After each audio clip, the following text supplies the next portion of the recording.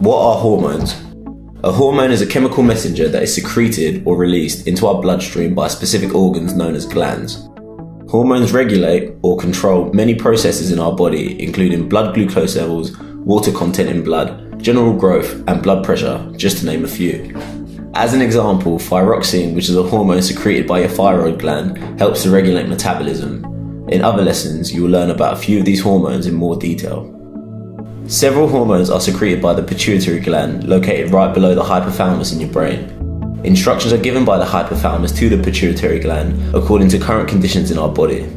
The secreted hormones travel through the bloodstream to target organs where either a specific response is directly produced, or it stimulates or causes the target organ to secrete its own hormones.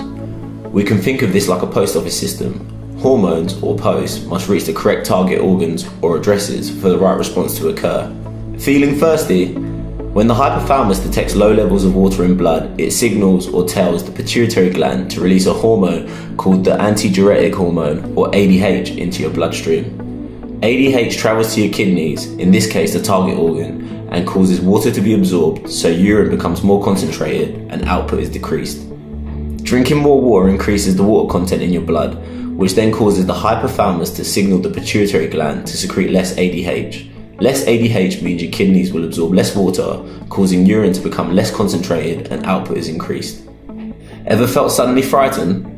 When threatened, the brain activates neurons that stimulate the adrenal gland located right above your kidneys to rapidly secrete adrenaline. Adrenaline then acts on your heart and lungs to increase heart rate and breathing rate. This, along with other physiological responses, is known as the fight or flight response and is activated very quickly.